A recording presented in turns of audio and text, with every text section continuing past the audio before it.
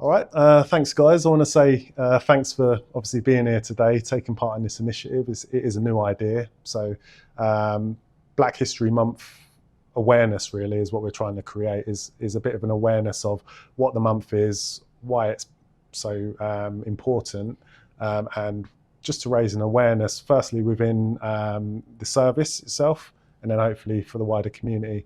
What we're looking at is reasons how it makes people feel to be in, say, an underrepresented group, working in an organisation that's predominantly of a different demographic, how we can overcome any of those feelings if they exist, celebrate any achievements that people have made, or things that people have done, and kind of just trying to find out, get a bigger picture of what people where they want to get to in their careers as well. So when I put this initiative together, so it consists of the podcast, the crude appliance, and also a cultural workshop. Really, it is just to kind of open up the service's eyes to, because we're moving in the right direction, I think, of creating a bit of more of an awareness of how people feel, and pulling people together. It's not about being divisive. It's more about kind of giving everyone a voice and a way of kind of making people work better together, hopefully. I'll start just an introduction. So my name's Gavin Gillings. So I'm a watch commander, work in Milton Keynes. Work with a really good team of people at the moment. Happy with where I'm at. Been in the service for 19 years. Worked north and south of county. So looking forward at just progressing and taking part in more initiatives, things like this, really. Okay, my name is Noma. I work in human resources. I've been with the service for 5 years now. I work in the headquarters, which is based in Aylesbury. Hi, my name's Sean Carr. I'm now a crew commander. I work out of West Ashland. I've served 18 years now. Again, like myself, I've been north and south of the county, been at a few different stations. Happy with where I'm at.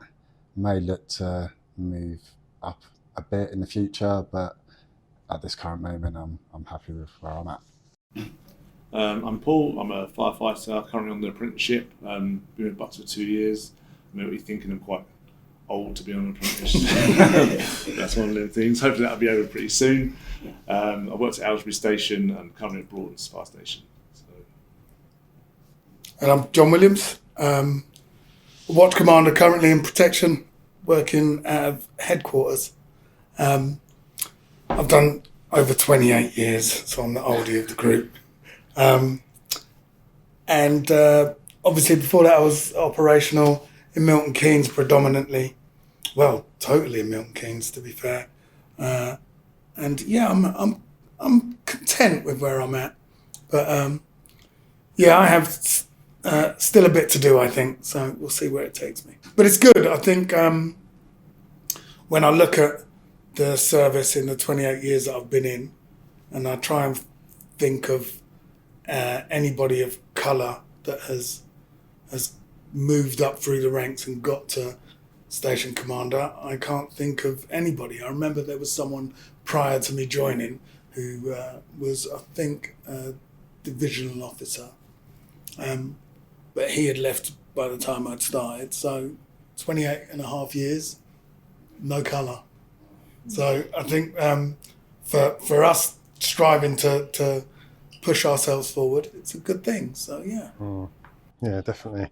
So just going to talk a little bit about, we were talking about it off camera before started filming, about heritage and background, things like that. So Noma, it's quite interesting what you were saying. Do you want to go first a little bit about heritage and where it kind of stems from? Yeah, I'm from Zimbabwe, so I came to the UK when I was 18 years old.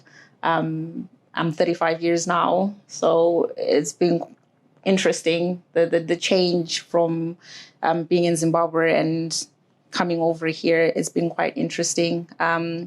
One of the things that I still struggle with is the weather. I am still trying to get to grips with that. I'm a very cold person and I hate the cold, but I have somehow managed to survive. But besides that, I've actually quite enjoyed it. So, yeah. Yeah, cool. Paul? I was born in the UK. My dad's white British, my mum's Nigerian. Both born in London, lived there for a couple of years, and moved out to the sticks to take me to a safer place, a little village in Weston Inn in Bedfordshire. So I grew up there. Obviously, I spent most of my life around here. I've got 3 boys. My wife, she's from Trinidad. She's UK born. Her mum's from Trinidad. Her dad's white British. But like I was saying before in the conversation, her mum's got Chinese heritage in Trinidad. So we're quite a mix with our kids. So we like Nigerian, Trinidad, English. Yeah, that's cool. John? I was born in the UK, but my parents are from Dominica. Not the Dominican Republic, Dominica. That's the first thing. That's the first thing everybody said. Dominican Republic, but it's not that. Yeah. So they were actually raised in the same village together. They lived 5 minutes apart. They travelled to England separately, and even though they knew each other, Dad lived in Oxford, Mum lived in Aylesbury, and obviously being from the same village, knowing the same sort of people, they got together kind of that way, in that social circle. But yeah, I've got a brother and 2 sisters, and yeah, that's my heritage, really. Yeah, cool. So for myself then, I was born, as said before, about 3 miles that way in Bletchley. So I was born in UK, obviously. Going back, so my parents, so my mum was born in Kensington in London. At a young age, she was adopted. Kind of back then, in them days, adoption worked a little bit differently. But she was adopted by a Jamaican lady and taken to Jamaica, where she went through the education system. And she didn't sort of come back really fully until she was an adult. So whilst out there, obviously, she grew up. She's obviously white with a mix of Thai in her as well. So she's gone through, obviously, the education, being out there, probably standing out to sort of the common demographic out there at the time. That's where she met my dad. So they were together, obviously, out there for a short while, then had my brother, who was born in Jamaica. Later came back to the UK after a short while, and then that's where I was conceived, as I say, just down the road. Yeah, so as Paul said as well, I've got 2 children now. So my children and my wife's got Burmese heritage. So it's quite interesting where you've got that difference in cultures, difference in food, fashion, everything, how it's influenced from different cultures. Obviously, I think they're quite heavily influenced by the Jamaican culture, but also in terms of food, they're quite into Burmese food as well. So it's quite interesting sort of seeing it from that perspective as well. But yeah, they're really sort of quite interesting seeing them growing up as well. Sean? So yeah, so where do I start? So my parents were in West Indies. My dad was born in Antigua. My mum was born in Jamaica. My dad, well, both my parents were in the army. My dad done 24 years, so we moved around a lot. Before I was born, they moved around a lot. So my brother, I've got an older brother, he was born in England. I was born in Germany in a British military hospital. So yeah, we moved back to England when I was 3 years old, so I don't really remember Germany. And then yeah, they settled down in England, and yeah, been here since, so 40 years. Saying that, if we go back further, my heritage is along the west coast of Africa. So we've got Nigeria, Congo, Sierra Leone. So all that area is where sort of my heritage come, and then it went across to the West Indies. So Jamaica is quite a big part of it, and then a little bit of Antigua where my dad was born. So yeah, went from Africa up the west coast and across to the West Indies, and then over to England. So they've gone there, then back across. So it's, yeah, I went through my heritage and Ancestry, and it's really quite interesting, the mixes that I've got just, you know, throughout history. It's I want to do one. Country. I want to do one of those Ancestry tests. I find it's one of the things that when I was younger, I didn't sort of pay much attention to it. It's something as I've got a bit older, I was had kids, and then they ask me questions, and then sometimes I can't answer them. need to like, You need to- yeah, I definitely. kind of think you're an oracle, and also I don't have the answers. I don't want to lie and make it up. Because like through the education system, obviously brought up in England, so they're going to teach English history. So all the history that I've learned about obviously Black history is sort of self-research, and the older I got, the more into it I got, and I wanted to learn more. But the funny thing is, it's heavily linked, African history and British history, because of them coming over and all the rest of it. So even looking back in Black history, I'm finding out more about British history as well. So it's been interesting learning about my heritage. Even with like Black History Month, like learning where it originated from. So, person that originated in America. So it was a scholar. So he was born to parents in slavery. So his name's Carter G. Woodson. So what he did was he educated himself, paid for himself, got through Harvard University out in the States, and then Black History Month. It was actually called Negro History Week when it first kind of come about.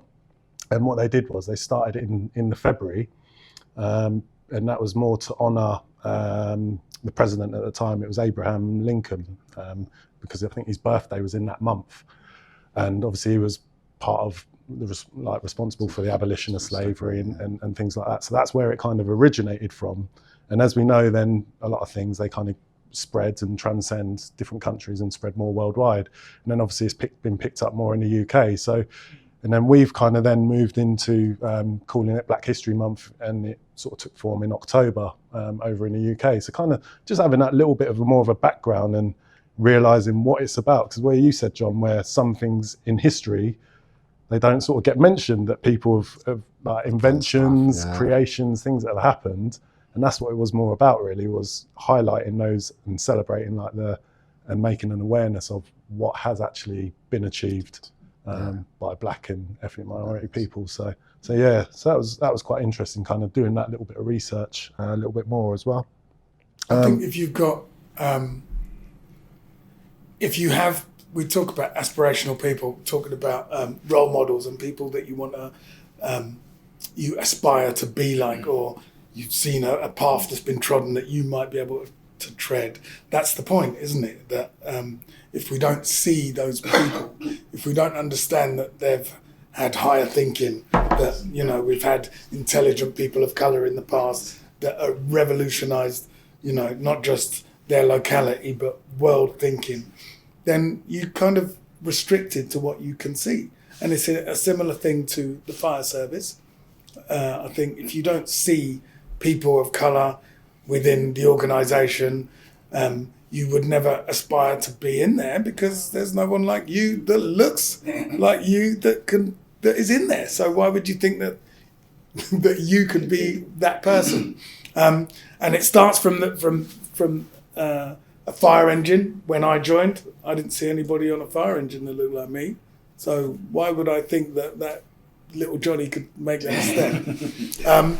And definitely, as you go up the ranks, when you don't see anybody of colour, you have that glass ceiling, that traditional glass ceiling, where you've reached your place, and no further shall you go.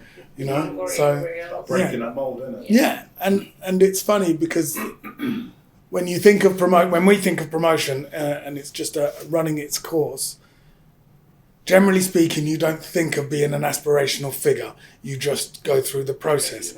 And it's funny because it was my son that raised that issue to me about being an aspirational figure, because you'd be the first of your time to have got to, say, the station commander position. And when you think of it, in terms of watch commanders alone, there's you and I, and before that, there was no one, right? No. So I said on that, I mean, it was points I was going to bring up, but when I joined, the only person of a different demographic was white female lady, who's sub-officer, and my sub-officer when I first joined, who I found really aspirational. I said to you about it, Noma, Hayley Hansley-Jones, because she was different to, and when I think about the challenges that she must have gone through, and stood out, and to have that that rank, she was quite aspirational to me, because I thought, actually, there's someone different. And I know she's kind of, she's retired now, but she kind of set a bit of a trend, really. And I think from there, it's kind of picked up, because there wasn't, as you said, John, there wasn't anyone different doing it that had any rank.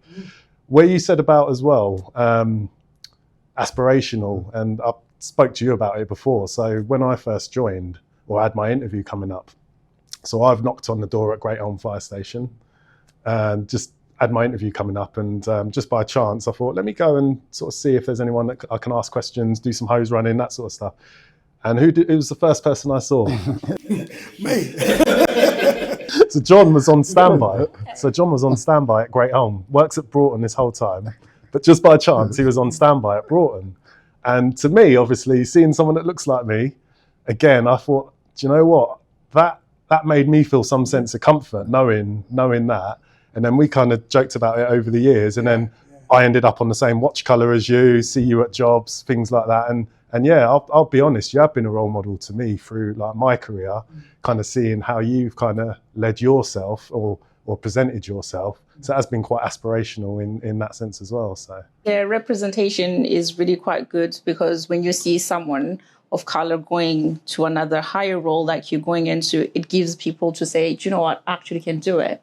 I can go to somebody that looks like me and ask them, what difficulties did you face? Or what things do I need to put in place to also get there? So it's the same as now we've got a chief who's a woman. So it also makes women say, do you know what, I actually can do this role, because mostly it's been like a male-dominated role. But then if you see another woman up there, so if you see somebody of color that's representing you as well, you're up there and say, okay, I can actually go up there. I can actually do this. I can, actually find a way to get to where I want to go, because I've got somebody that's done it and they will be able to guide me. So it's the same thing when I see in recruitment, like you're talking about the fire service. When we go out for recruitment, a lot of people don't know a lot of roles that we have, because no one talks about it, or no one is representing those roles to say, you know what, it's not all about the fire engines that go out, but you do know we've got payroll, we've got IT, we've got marketing. So it's the same with you going up to that role. You're making other people of color say, you know what, I can also go there. Maybe it might have taken him that long because of certain hurdles, but the fact that he's there, that means there's something that he's done and he's overcome, or the things that have been put in place to make people of color be able to go and be on higher roles. So well done to you. That is pretty good. I'd reiterate that with my role models in terms of the fire service would be you and Gav, because you're the first ones that I've seen move up. You're the first crew commanders, black crew commanders that I ever saw, and you're the first watch commanders that are black that I've ever seen. And even through the recruitment process, so I remember going to one of the days and I saw Gav, and before it was just, I was the only black guy. It's, there's all white people, and you sort of a little bit self-conscious, and it's like, and then one day I'll go to a thing, I'll see Gav, and it's like, oh, there's another black guy here. Wow, brilliant, right. So, and that just made me feel a little bit more comfortable. And then when you join the service, and then I see John and Clive, and I think, oh, right, okay, so, there's a few more black people in the service, so I feel a bit more comfortable. They've been in a while before I have, so, I think to myself, if they can do it, then I can do it. Obviously I know there would be challenges, because through the years, obviously it changes. So I would have had some stuff, he got through it, he's progressing, so I think, so I can do it, because I'm not going to get as bad stuff as what you would have got. So yeah, it is. And now I see you go up to watch commanders, so I'm thinking, all right, okay, I finally got my crew commanders. It took a few goes, but I got there. And now I'm thinking, right, and then I'll watch you guys in the watch commander role, and I think, well, yeah, I could do that. I think I can do that. So if you two hadn't gone through the process, I never would have gone through it. I just wouldn't have. But seeing you two guys go through it, it's like, yeah, it's something that I can do, because I can see people like me doing it. So it makes me, it gives you sort of like a G up, doesn't it? I don't think people appreciate the magnitude. Might sound like a big word, but it's true. The size of of relief that you get when you see someone else of colour. It kind of is a release for you. You feel a lot more comfortable. You feel like you can move forward because you don't feel like you stand out so much. Yeah. All of a sudden, you're not the highlight. You're sharing that highlight, if you like. And I think when you've lived it so often, being someone of colour in a country that's predominantly not the same as you, I think that you're the one that sees it more than most. It's quite difficult for other people to understand it unless you've lived it. And we can say that, other than colour, and we like to talk about colour not making a difference, it does make a difference. It does make a difference to your perception of the different levels that you go to. And if you don't see anybody like you, then why could you be there? Yeah. Why could it be you? Yeah, exactly, yeah. If I was also people coming, like how people, like community see you as well, isn't it? So like, if you say how you engage with people, I think the more reputation there is, the more people will engage, as opposed to, so obviously within the service end. Well, that's a good point. I never had when I was a firefighter on the pump, going out into the community, doing social events, that was fabulous. For me, that was brilliant because first of all, I was representing. That was a major thing for me because I realised when I was at training school, walking through, I trained in Birmingham, in Medic, West Mids. And after we'd finished our training, we did a charity event. Our charity event was walking around the Bullring Shopping Centre.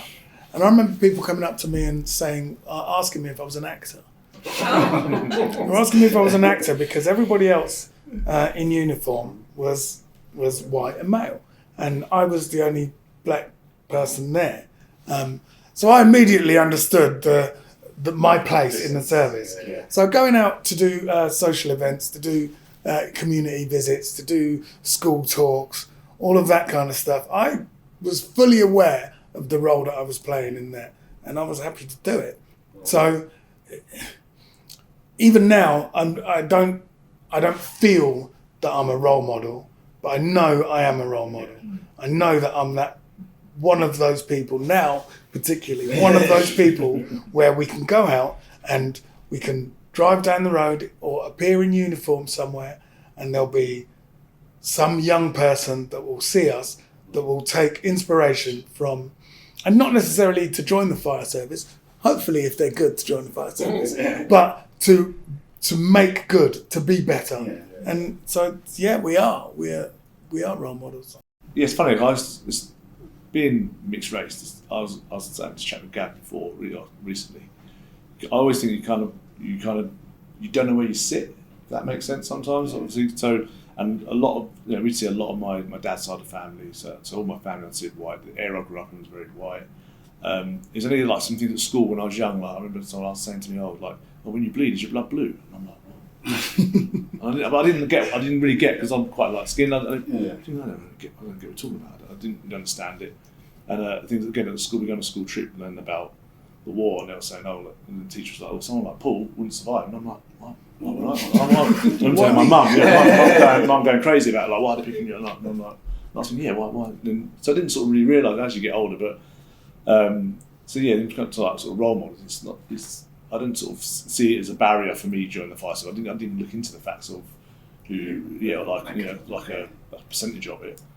When I joined leading up to the interview process, I just called up West Ashland just to try and speak to somebody, just get some information on the service, and then lo and behold, Gav was the first person I spoke to, just a random phone call, which was and I didn't sort of pay attention. I didn't think, there's a black guy like give me some advice. I just thought, it's cool. You gave me loads of advice, really helpful. And got went for the process. And I think I saw you at Aylesbury one time. But my wife, she works leading up ED&I for the company she works for, and she said, do you see many like black minority ethnic people? And I'm like, no, I've seen like two. As I walked through the door, and I think you just were passing through, and then the first day, and I was stationed at Aylesbury at first, and I was like, no, I don't see a lot. And then I looked at it and I was like, the percentage is quite low. But for me, I never found it as a barrier, and I don't feel I've been mistreated anyway, to be fair. It's quite it's quite an encouraging place. I say I've only been here 2 years, so I've not experienced any bad. It's been good. So we'll move on to one of the other points then. We've covered quite a lot already, which is quite good, just through conversation. Where are you at in your career now, and where do you aspire to reach? Before retirement, as I'm an oldie, so because I'm in fire safety, the last 5 years of my career have been full of education, full of learning, and for someone who was out of education for a long time, going back to it was quite tough. Rewarding, totally, and surprising in a lot of ways, because I found actually it was quite nice to be back in that learning environment, and realising that I can take on a lot of new information. But like you say, when you gain a lot of new information, having that period of time to consolidate that is good. And I feel like I'm in a position where I need to consolidate a lot of the information that I've taken on. So in terms of where I could see myself, Station Commander is about it for me. I'll leave the rest to you, Gav. You know, I will build on that when you say you've spent the last 5 years in education. One good thing I've realized with the service is they support in terms of education. You've been in the fire safety, you've been on the pumps before. I remember Mick Osborne, our deputy chief, he used to say to me, I've been here over 30 years, but I've done 20 different jobs. So with the fire service as well, there's opportunities to do a lot of different things in there. And the other thing has to be dedication and you wanting to learn and you wanting to do something for yourself. So you could be a firefighter, but after 30, 40 years, you've done 10 different jobs as a firefighter, as a station commander, or as a crew commander. So the opportunities that they give as well, I think that's one good thing that we need to highlight as well, to say there are opportunities. It's up to you whether you want to learn. When you decide to plunge yourself in that education and learn, like you said, the last 5 years, you've been learning, you've been building, you've been in education because you know where you want to go. So there is resources. There are people to support you. If you feel like you can't talk to a certain person, there's always somebody you can go to. Like you have opened the way and you're thinking of, you want to step up, you want to be a watch commander. You've got people that have done it, people that have gone through it, and people that can signpost you. And it's not like you're alone. There's always somebody there to help you. When it's not easy to study, be full-time work, and also take care of everything else. But there's always that one person, or there's always somebody that will be there and help you through it. So I love the fact that the service does support you in terms of your education, in terms of progressing in the career. They don't just let you go. They're there to guide you. So I like that about the service. What about progression for you in your role as a, say, HR officer now? That's the title, isn't it? Yeah. So where can you progress, and where do you want to get? At the moment, I'm the HR officer for recruitment and operations. So mostly I deal with recruitment. But then with human resources, it's vast, it's wide. My interests, even my manager knows this, lies in employee relations and recruitment. That's my dream job, to get, to do recruitment and employee relations. So at the moment, I'm just focused with recruitment. If it so happened in the service that a position like that opened up, I would jump on it, because that is something that I would love to do. That is something that I used to do before I came to the service. I used to do employee relations and do recruitment. But for the last 5 years, I've been more focused on recruitment. But that doesn't say I haven't been involved in different projects. There's been quite a lot of projects that I've been involved in, and one of them is this one, which I'm so grateful for. But I do want to progress. It might be in the service, it might not be in the service, but depending on the opportunities that come up as well. We're a very small team as well. There's that which I have to take note on, but that doesn't mean I'm not happy with where I am or what I'm doing. There's so much that I'm learning. There's always something different every single day. You might deal with something and then something else comes up. So No 2 days are the same with what I do. So I'm quite happy, but that doesn't mean that if an opportunity comes up, I will let it go. I will, because I still want to grow, whether it's in the service or it's not in the service. At the end, I do want to grow. I do want to do more than just recruitment, which is what I'm doing at the moment. I think for me, it kind of took me stages, step by step, to feel confident to go through it. So I'll be honest, I have something called, which I'm sure probably some other people might have, if they're honest, is imposter syndrome. So about, are you good enough to do a role? So I feel like I always need to prove myself in each role that I get to. So if I get to, it took me 13 years or 12 years to go for crew commander, then obviously 4 or 5 years to go for watch commander, and kind of progress from there. So do I see myself in the higher echelons of rank structure? Probably, I'll be honest. Now that I feel like I know the service well enough, being here 19 years, I think each step that I've kind of progressed, I know how it works. I feel confident now in my role. I don't feel like anything phases me in the position that I'm at. And I feel like, honestly, I could probably get to group commander if I pushed it. I'd like to think. I've done shadowing experiences, following group commanders, asking questions. I know there's a lot to learn, but I don't think there's anything out of the realms of what I could take on board, that information, if that makes sense. So probably still got 14 years left. So I'd like to think that's long enough. Well, should only be 11 years, but I won't go into that.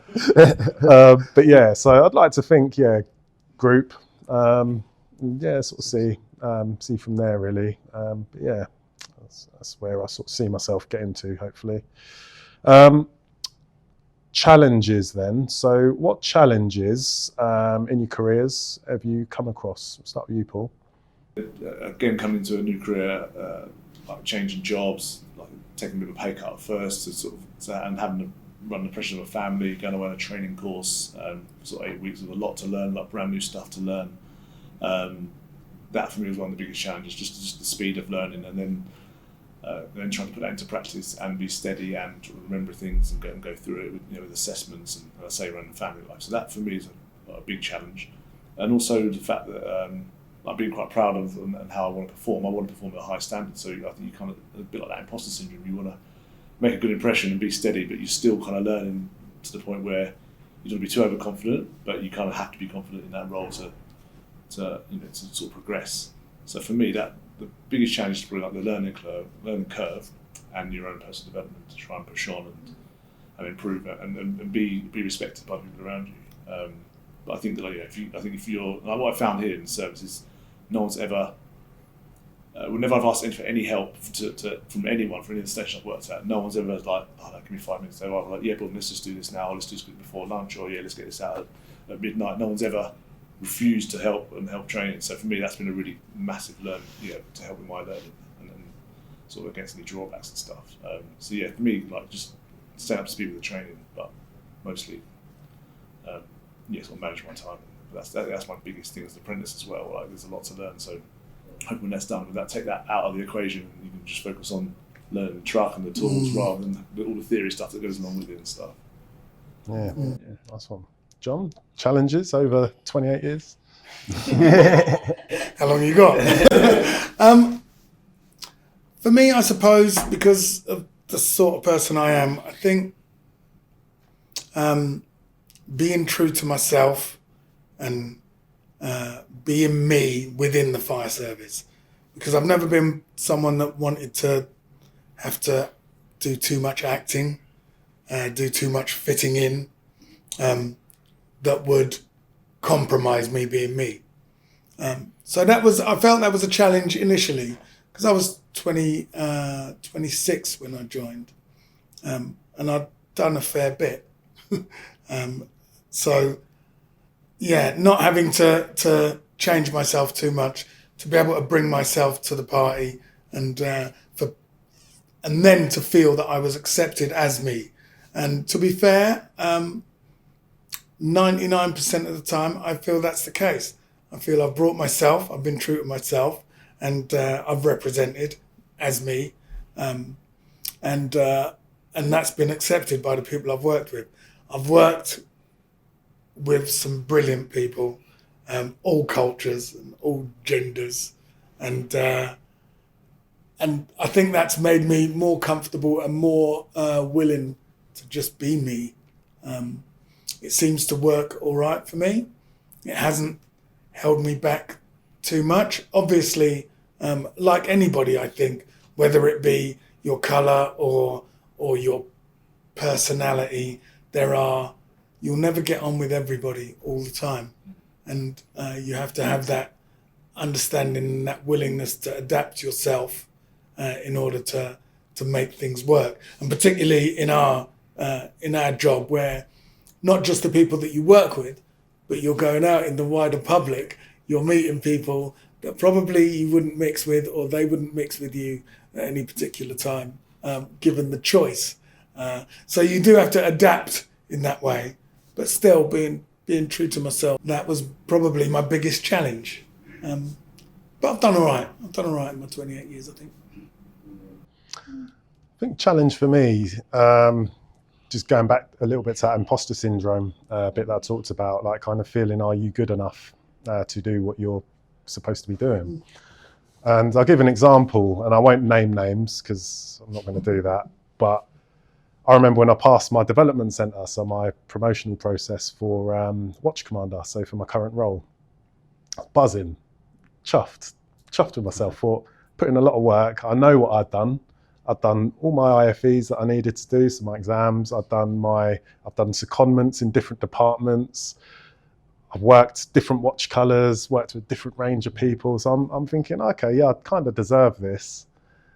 And I've gone in on a shift, on a bank shift at a station, and someone said to me, oh, you've only got that because the brigade's desperate for positions, or desperate for people at the minute. And from my experience, or my how I feel within myself at that moment, or things that I've had to overcome, or challenges with that imposter syndrome, that got my back up, because I know how hard I've worked. I know that I don't want to be seen to be getting a job because I tick a box for whatever reason, or that I don't really deserve it, or I'm not credible enough to do that role. So when this person said that got my back up. And had it have been, I don't know, I'd done 2 years, 3 years, I probably would have just took it and not been articulate enough, or not been able to explain myself why I deserve that position, or why I've worked so hard to get there. So anyway, so with that person, I had that conversation. It weren't an awkward conversation for me because I know how I feel and what I want to say. So I've explained to that person calmly, like, this is what I've done, this is why I deserve it. And I was working with that person all for the rest of that shift, all through the night. And to be fair to that person, they've come up and they've apologised a little while later, realised what they've done, what they've said, and whether they've not said it in a malicious way to start with at all, but because of how I took it, it's made them then aware of those things. So I think that happening was probably quite a good thing for both of us, to be honest, because for them saying it, which hopefully they'll realise that sort of behaviour, the impact it can have on people.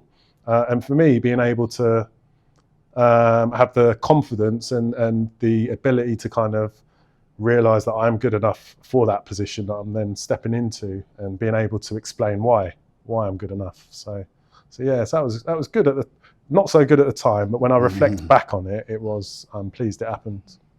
What's been your proudest moments and achievements in your career? In my bit, I think what I do every day, especially when we go out to careers fairs, where you make an awareness of the things that we do within the service, the roles that we have within the service. So most of the times when we go out, it's when we're campaigning for whole-time firefighters or on-call firefighters, but it's also when you speak to people and they ask me, what do you do?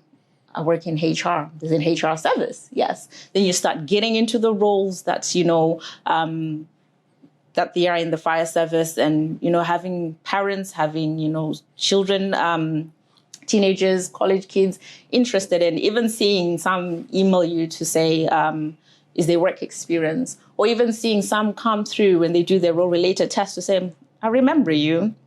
Or somebody's like, how did you, oh, somebody came to our school, or it was at an apprenticeship show. So it's the awareness that I go out there and let people know that this is what we do as a service. It's not only about having operational stuff, but have you, ever thought of doing this or being that or doing that role? So I'm basically proud of what I do, the awareness that I make, having to have people, start that conversation for people, because sometimes people are scared to ask so many questions. Like, I remember Asif invited us for Eid in the Park, and, integrating and trying to figure out why some don't apply. What are the issues? What's happening? And I remember most of them saying, oh, because I have to cut my beard. So then having to explain why you have to cut your beard. So for them, like, you'd be explaining with their parents, they'd just say, this is the reason why you have to be clean shaven. They were like, oh, I understand, because some people just think, oh, you just want us to cut our beard. You just don't want us to be who we are. It's not, no, health and safety reasons. And then going into that, seeing those changes and, seeing applications come through and people coming through. I remember seeing one of the candidates come through as well, and I couldn't recognize them because they were clean shaven. I was like, do you remember, like, who was like, oh my God. And having to hear them to say I came through because, I had to explain, because sometimes with being in the fire service, it's cultural. Some parents do not see it as, a job that their children should go into.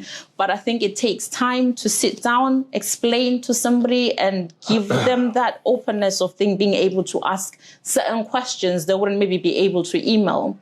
So that, for me, makes me proud, because I can see the changes. I can see people understanding. I can see people coming forward to say, I spoke to you the other time. Do you have time? Can I call you? I can't put everything on an email. Some of the questions I want to ask, I'm even afraid to put in an email. So when you get that phone call, you see things are changing. Sometimes people just need to ask a question, have somebody that they can ask to make things change, to make improvements, to make them understand. So I'm quite proud of what I do, of the changes that happen. So, yeah. So obviously you mentioned about imposter syndrome. My very first proper house fire when I was in charge, and I was nervous. I was really nervous. And I got there and, you sort of kick into autopilot, don't you? This is what I need to do. And I'd done it and everything worked out well, and we saved the guy's life. And it was like, wow, I can do it. That was the pretty much worst situation I'm going to get. Persons reported house fire, and I got through it, and the guy survived. So I was like, wow, that was really proud moment for me.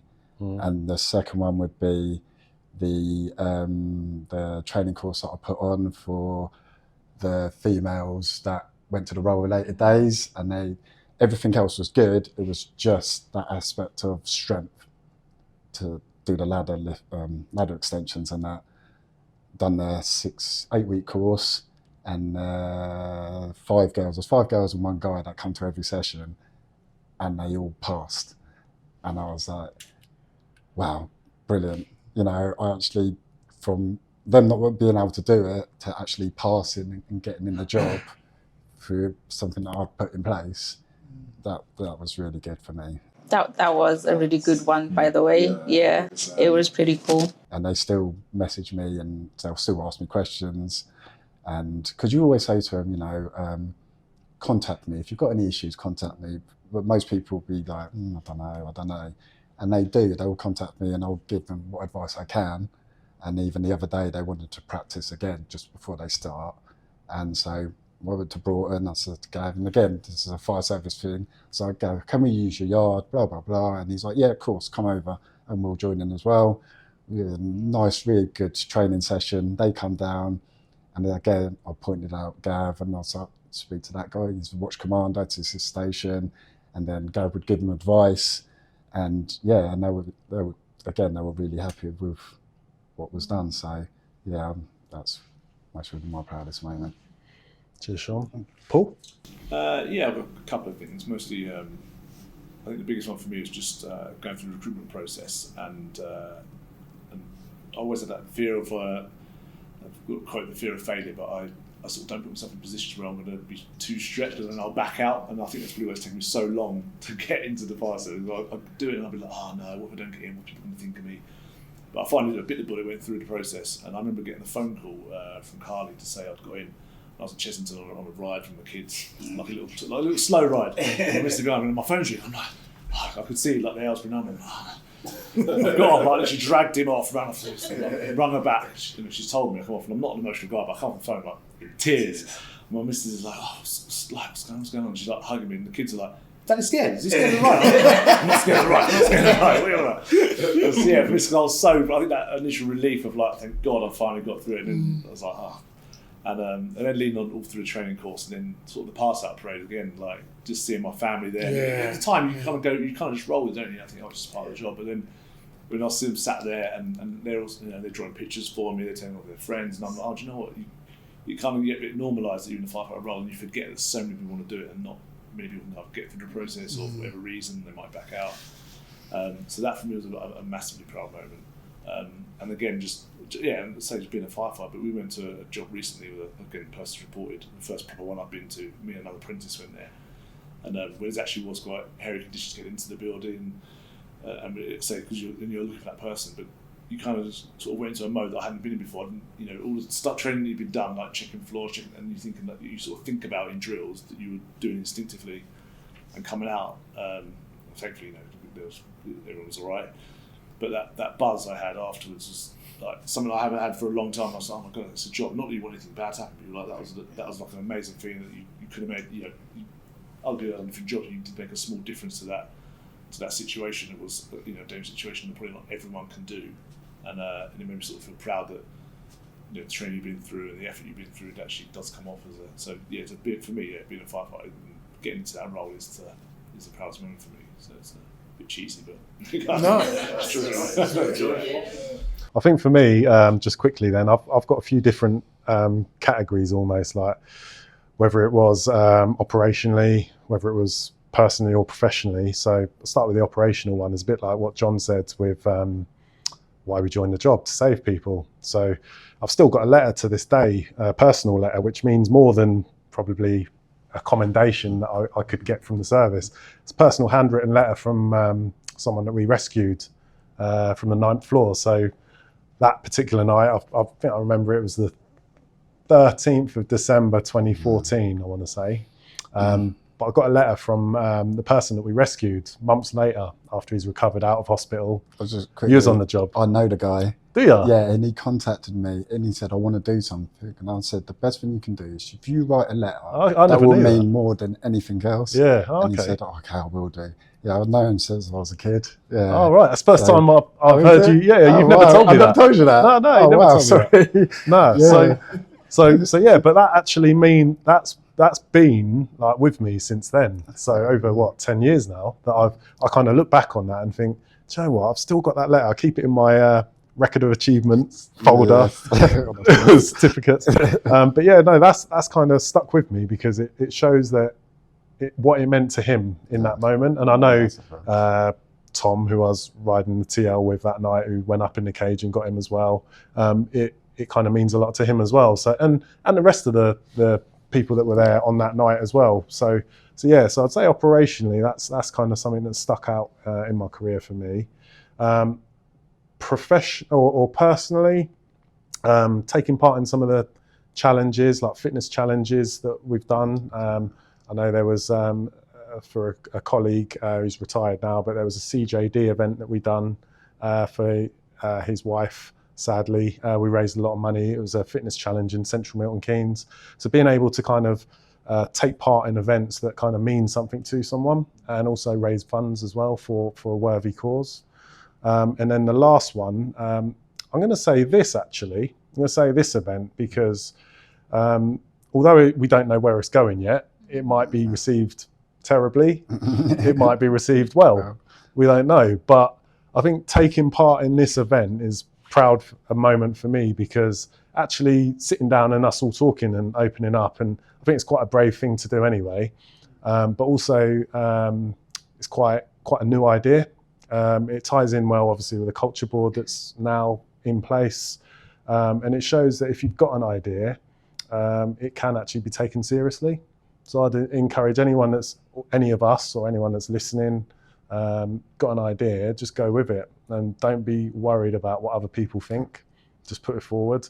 So part of the other parts of this initiative, obviously the podcast that we've done today, the riding crewed appliance. So I know we've joked about it in the past, where having a black crewed appliance and what it means, it's not about being divisive, saying that this is how we want the crews to look.